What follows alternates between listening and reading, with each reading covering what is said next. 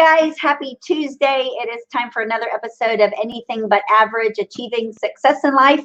We're coming to you a few minutes late today because we had an impromptu listing appointment this morning. So I was like, well, crap, that's money though. Those things talk, so we got to go. And so we just came back into the office and jumped on here with my friends, Jeremy and Tammy from Redstar Home Inspections. Welcome, you guys.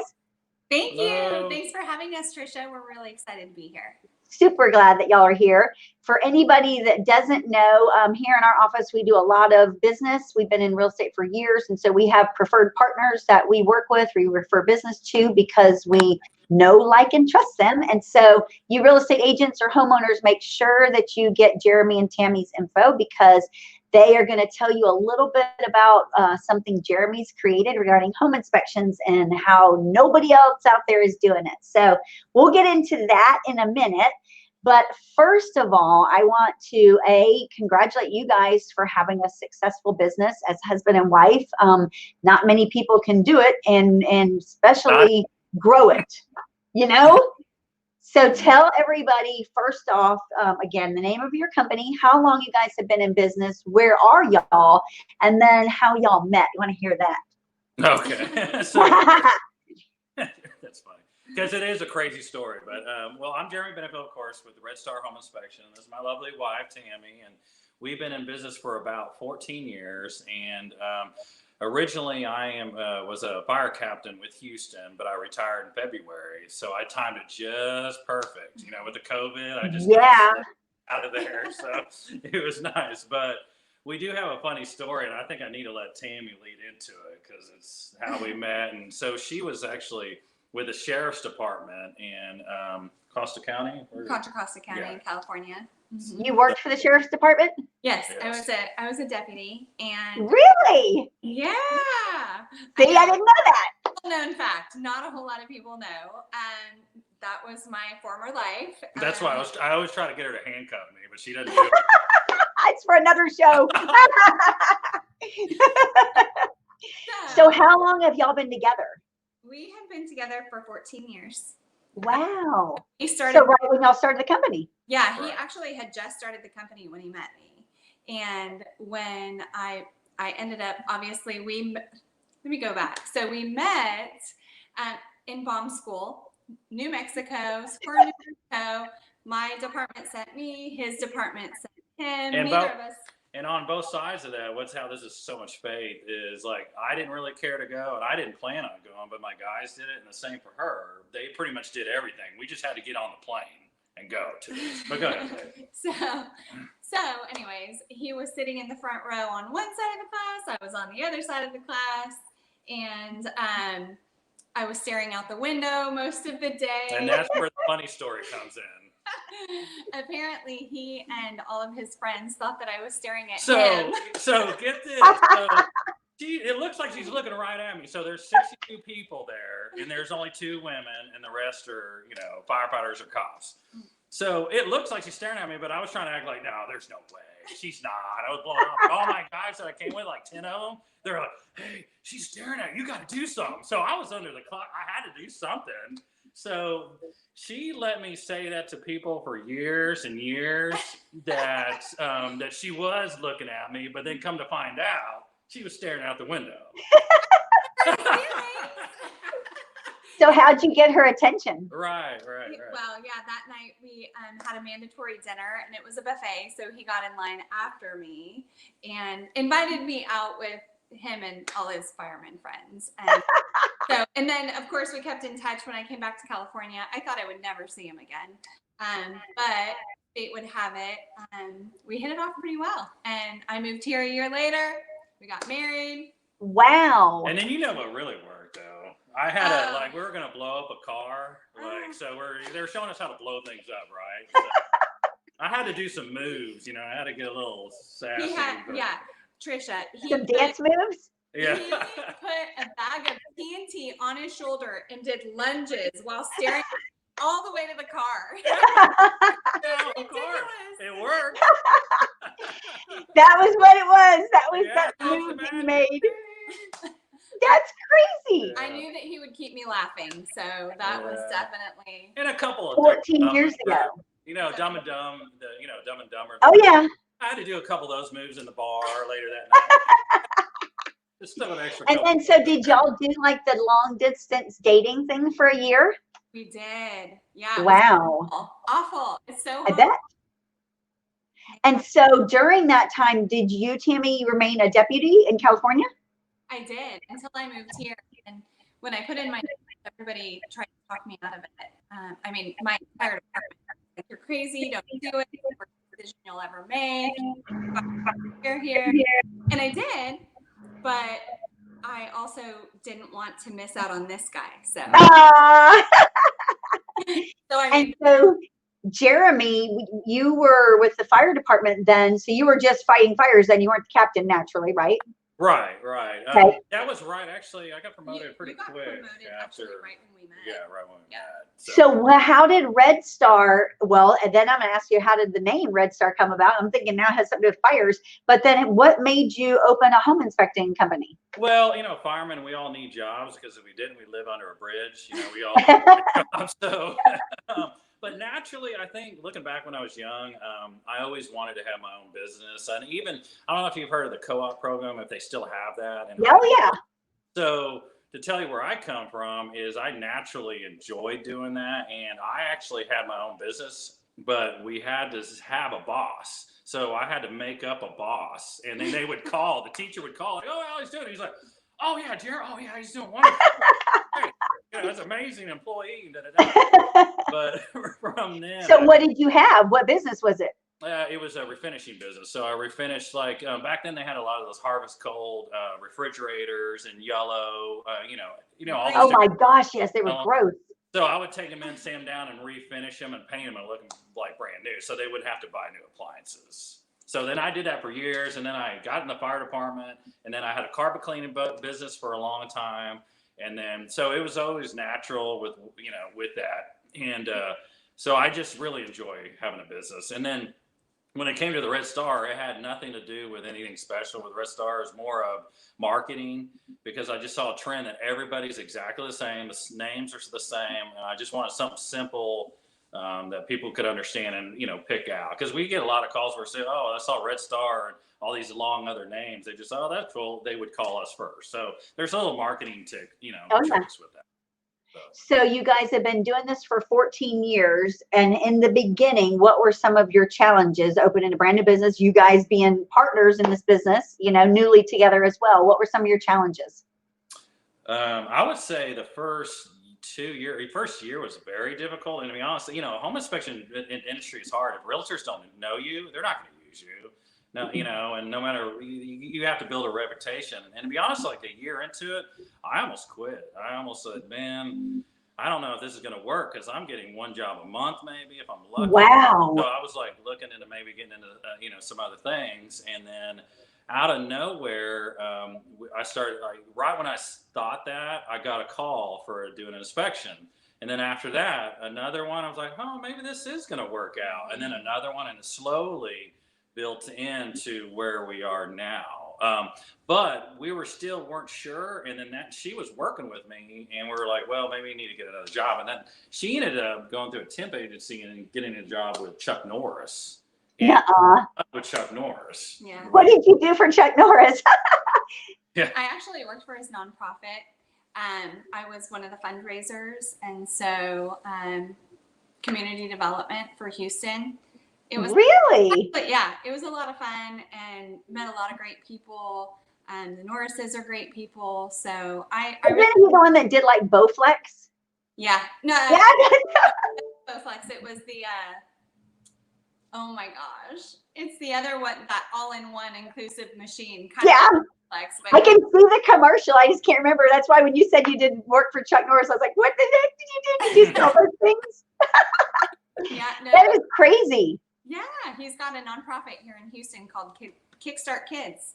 And I didn't know that. It's a lot good for the kids in the community. So very cool. So you went to work for him while you guys were building Redstar? Yeah. Right. And then so what's crazy about it, she got that job and all of a sudden my business took off. And then I was like, you have such a good job. You're working for Chuck Norris. Like, how could you give that up? And so So those 4 years, or was it that long Yeah, before? it was Oh, 4 it was years. bad. I was working 7 days a week. I would do, fire department, and we were up all night. I was up 24 hours, and I would do 2 or 3 inspections on middle day, up 24 hours, and then on my 5 days off, I did inspections every day. Wow. Yeah, so it got to that point, and then when I kind of flipped out is when she came back to work for me. So, after 4 years, all of a sudden I was at inspection, I got a little twitch. And I was like, He called me, Tricia, and said, I can't do it. I can't do it anymore. Like, I run down the street on fire right now. Like, and I was like, if you can just get through this one inspection, we'll figure everything out. Just get through this one inspection, because he literally hit his limit. And he was able to finish it, thank goodness. And barely. yeah, I came back to work for him, and we put a whole lot of systems in place and made things much easier. And then I realized that's when we started hiring people, because I was like, this is crazy for me to be doing 2 or 3 every single day. I can't keep this up. I can't live. No, it's not sustainable, and you can't grow. Right.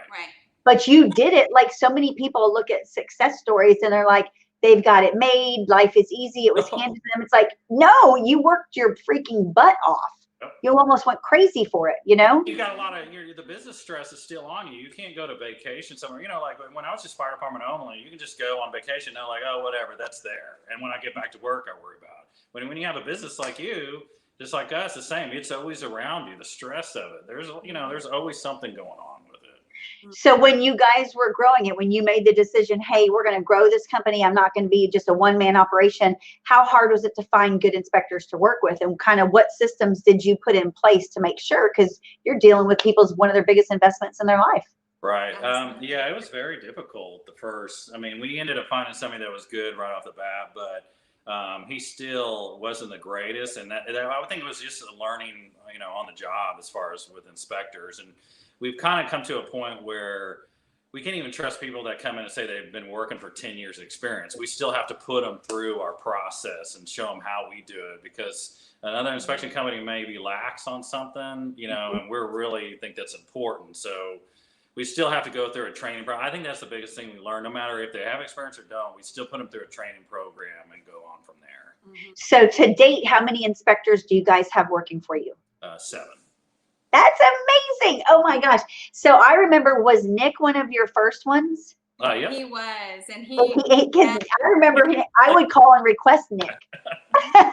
He's our second inspector that we got, and then became our lead one. Yeah, and he's now a manager for us, and he's moved up the ranks as well, and fantastic. I feel like all of the inspectors that we have right now are A++, but it's been like pulling teeth or trying to find a unicorn, trying to find a really good inspector. That's why we only have 7. We would have more, find more, but 80% don't make it through our training program. I bet not, because you guys are still very hands-on your business. Right. I can call y'all at any time. Yeah.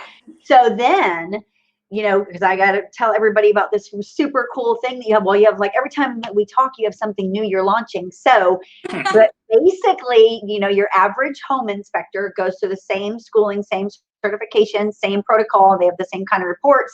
What made you pivot and be like, I don't want to be like your average home inspector. I want us to do this. What made you do that? Well, do you have all day, or how much time? In a nutshell. And then we'll tell everybody a little bit about what y'all are doing. Well, to be honest with you, so, like I said, with the name and all that, I always had that innovation and always thought that way, that process. To be truthful with people that are getting into business, how hard, because I told you in the beginning, like, I almost left the business. Again, we built it up, and then we had so much stress from it, and we had a lot of things going on, and we ended up moving here to Tiki Island. And to be truthful, we stopped really pursuing what we should have been doing. And after a couple of years, we saw we were going downhill. We were tanking pretty much. Wow. We weren't doing nothing. We took a break because we were mentally exhausted from the prior, from all the 12 years. Yeah. And we woke up one morning and said, no, we took this for granted. Like, what are we doing? And so we really focused and got our mind right again, and we were just working our butt off. And to tell you what was pivotal for me was, The Secret. I read the book, The Secret, and it kind of led into other things and other shows and things like that. And that really helped me open up my eyes and just like, because there's a lot of things I wanted to come up with, I just didn't know how. And then it made me like feel like relax, like who cares? It's going to come to you. Stop pushing it. Stop making it happen. And when I learned to do that, it was like a month later. That's when the idea came up for the virtual. Wow. It was like a month later. So tell everybody what you created. So what it is we do the same virtual tours, let's say, for your listings. Like as a realtor, when you go through HAR, it's the same program to where you can travel through that and see the home. But what we do, what's different, is we take the report itself. You still get a written report with pictures, but we take that and embed it into the VR. So part of it. It's super cool. As you walk through, you can measure things. I mean, it's so clear. It looks like you're in the house. And then you've got the videos of the inspector describing what he's found in certification, or it's something simple, it'll just be a little verbiage right there, but it shows the actual location, and it makes it interactive for the clients, which is way more fun than reading a 40-page written report. So, well, think of it too like this. Like, I've been doing real estate forever. So years ago, just doing a traditional home inspection, usually I would just show up at the home, the last 30 minutes of the inspection with the buyer, and you'd get a summary. Well, half the time that buyer only hears bits and pieces of it. Then they get this long report that they never understand, and they think it's overwhelming, and they forgot the conversation that they had. Where what you guys have done is like, you have this whole interactive thing. It's like Matterport, you can literally go into the house and you've got a circle where there's maybe a deficiency or something that you want to draw their attention to. They click on that and the video pops up and there's an explanation of why there's a crack there, or what's going on with this sink, or what is going on with this foundation. It's insane. And they can go back to it over and over and over again forever. And that's the biggest problem with home inspections. I knew that when I got in 14 years ago. These reports are stupid. I have to say it. It's just ridiculous. 60-page report. Everybody's confused. And so they just throw it to our realtor and tell me what's wrong. At least now it helps even the realtor out, knowing that the buyer is educated and kind of have an understanding, because it's interactive. They want to go in there. They're going to see what's wrong and have a complete understanding. So that's part of it that I like about most of it, because it gets them involved when before they did. Because there's times when people call and, about something that's, an inspection, right? Oh yeah. I mean, it eliminates a lot of their questions. It eliminates all the fluff that's in reports. There are certain statements that have to be in every report, but that can confuse a buyer that isn't used to that. And now they think that that's an issue when it's not really an issue. It's just a standard canned statement. So it eliminates all of that. It really helps them to focus on just what's important. Well, and because of COVID, or even before COVID, Houston's always like the hub of everybody traveling. But from COVID, there's like a mass exodus from people leaving California and Seattle and New York. So people are buying properties, and because we have no inventory, they're buying them sometimes sight unseen. Right. Well, if you don't have an inspection report like you guys, hopefully everything's okay there. They're just looking at a piece of paper. Whereas now they can buy a house from California, have their agent here meet you guys at the property, and then send them the inspection report with video that you guys do. It's insane. Then there's no questions, I'll tell you how many times we've had people that that couldn't make it. There was an example from New York. There were, a lady from New York couldn't make it. The flight didn't come through or it canceled or something like that. So she was going to back out of the house and forget it. And their realtor talked them into calling us, and we told them, we sent them sample reports, and she felt really comfortable and was like, okay, well, let's go for this then, because then I feel like I'm there. So we did this, and she just loved it. She's like, oh, I feel so much comfortable now to see everything. And so she bought it sight unseen, from that. Well, a lot of those traditional home inspection reports, like you said, there's 60 pages and they may have deficiencies in everything under the sun. And a buyer reading that is like, especially a first-time buyer, is like, holy crap, this house sucks. I'm not going to buy this. I'm terminating. Right. And if they have a video where you're like, this is just some, it's like, it explains it for you. Right. It's a no-brainer. Right. And I think with innovation And with everyone doing things virtually now, you were ahead of your time when you created this. And I think it was just brilliant. Thank you. That's funny, Tricia, because we were definitely ahead of the curve on that. And nobody was understanding what we were doing or why it was important. Literally, I mean, it took COVID to really make people get it. Right. Like the realtor side, because so many realtors were like, I'm used to the written report. I don't need that. And we still have a few that are like, not necessary. Don't ever do that on my inspections. But we're like, well, but it's not for you. It's for your client. Your client is the one who benefits from this. We realize realtors are very capable of reading an inspection report. Yes. But not, especially first-time home buyers. So it just really, it finally caught on, but it took COVID to really make it go to that next level. Right. Yeah. It was one of those silver linings. Yeah. The crazy thing, the inspection world, there's a lot of chatter. Everybody thinks they know more than the other inspector. And When I came out with this, there was like zero. Crickets were everywhere. Not even. And so that spoke volumes to me. They were like, oh no, this guy just jumped 10 years ahead of everybody.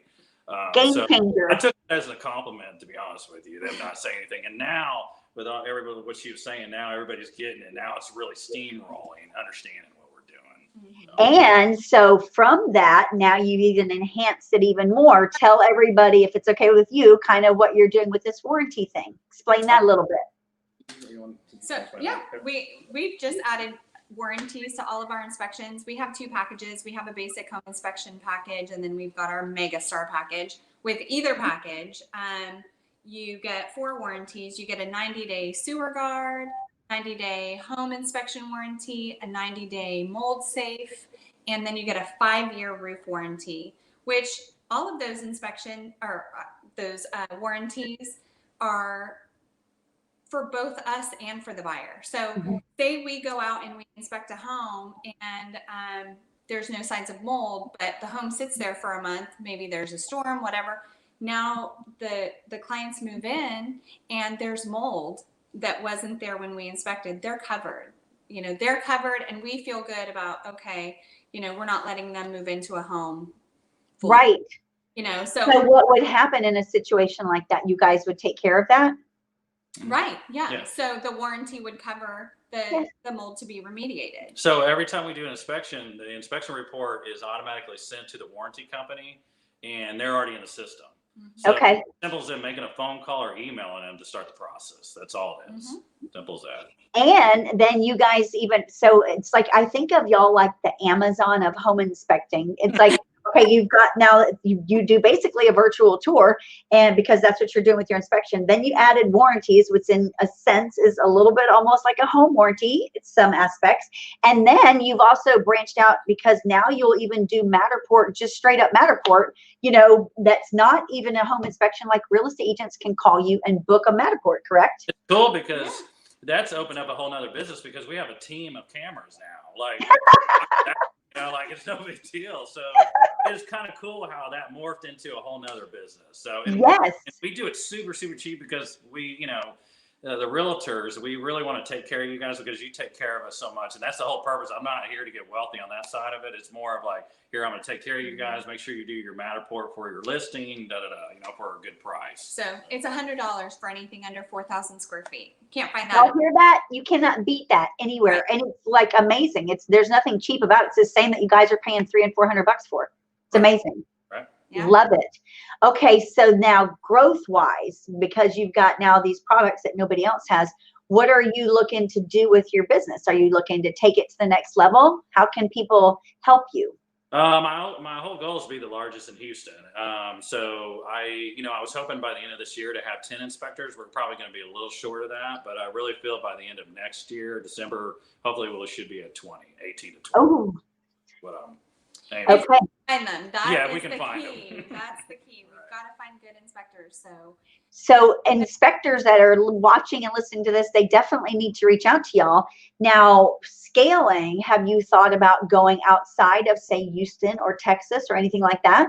Yeah, and we've had some interest, and we're kind of, leaning towards more of a franchising because I have so much going on here. And then because we were thinking like, okay, we're going to operate in Austin, let's say, then I got to be over there controlling, starting that business there. And we feel like for right now, probably the franchising side of it. So yeah, we're definitely looking to expand for sure. But yeah, we're working on that right now. We're not sure which direction. We've talked to some attorneys and we're really trying to get our bearings, and really, we've grown so much just recently. We're just trying to catch up and make sure that all of those systems are in place so that when we're ready to really explode, we have everything in order for that. So for people that are watching and they maybe work with their significant other, how have you guys made it work all these years where you can still come on here and laugh together and work together and grow the business together? What's the secret? Part of it is that this guy is hysterical. He is absolutely ridiculous, and I love it. But I think a lot of it is setting some boundaries, knowing each other's triggers, and also just like understanding that business is business and it has nothing to do with the relationship. Taking that time away to focus on the relationship and not always being in business mode, which is something we've been kind of learning even more recently because we've been working so hard. We just took a trip to Yellowstone for a week, and that's so cool. It's so cool, but it was so stressful because we didn't have service and all this stuff was piling up at night when we got back to the room. But it was important for us to take that time to be with each other and to focus on us too. So I think that has a lot to do with it. And I think learning too helped us is like, sometimes you need a break. You can't be with each other 24 hours a day. Like in a house, we work in our house and we're always talking to us. Sometimes it's okay to like, hey, I'm going to go away for 4 or 5 hours and shop or whatever you're going to do. It's okay to do that. And that to us, we've learned that it's healthy to do that. Otherwise, you're in business mode all the time. Oh my gosh, yeah. And so now looking back, because you've almost been in business for 15 years, if you looked back on when you guys first began, what is one thing you wish you would have done differently or wish you could have changed or could change that you could give somebody like some insight to? I think the biggest thing with me, if you're going to learn something out of this, is never give up. I think, there's been, I don't know how many times we almost failed and it was like, no, this is not an option. And I think that the biggest thing that people, when they get into business, they don't understand how much a person fails before they succeed. And if something bad happens to you one time or another time, a lot of people just give up. And so that was just never going to happen with me. It was at all costs. We're going to make it no matter what. I love that. He taught me that because there were times when I was like, we can't do it anymore, and he really is like, no, failure's not an option. And he would remind me, how many times so-and-so failed before they made it, how many, and that goes a long way when you're in that moment of fear. Well, think of it like this too. It's like, well, what's plan B? There isn't a plan B. It's like, I said, I'm going to do this. I'm going to do this. Yeah. Some days are going to be harder than others, but you know what? Suck it up. We got to do it. We're moving forward, period. Yeah. Like with COVID, no one saw that coming. It was like, well, crap, we can't even, like y'all couldn't go into houses. I mean, that literally pretty much shut everybody down for a little bit. But you know what? That didn't define us. No. Now look, it actually turned out to be a blessing for y'all and your business. And it tells you too, like I didn't know it was I knew a bunch of home inspection companies that were like laying off people and getting all ready, even real estate agents getting rid of assistants and all that before anything happened. And me, I'm thinking, that's crazy. Why are y'all doing this? We don't even know what's going to happen out of this yet. And my philosophy was like, no, I'm putting my foot is on the pedal and I'm going forward, full blast. So we share that same mindset. I love it. So I think 2021 is going to be an amazing year for all of us. It is. Yeah. Putting it out there. Hey, how can anybody find you guys, real estate agents, homeowners, anybody that wants to talk to you about what is your virtual home inspection? And if they want to go to get a little information, where can they find y'all? Well, our website is the best place to get more information. That's Redstar Home Inspection.com. And you're also welcome to call us at the office at 832-643-9724. If anybody wants to just email me personally with questions, you can do that. My email is Tammy, Tammy, B as in boy, at Redstar Inspections with an S, triciaturner.work. You guys are awesome. I love success stories. Again, y'all watching this, these are one of our preferred partners. We do business with them daily. We love them, and we can't wait to see what the future holds for them and the home inspection business, virtual like it is now. Super cool. Thanks for being here today with me, y'all. Thanks for having us. It's an honor. We It appreciate it. is. And You guys have a great day. You too. Thanks. Okay, bye, y'all.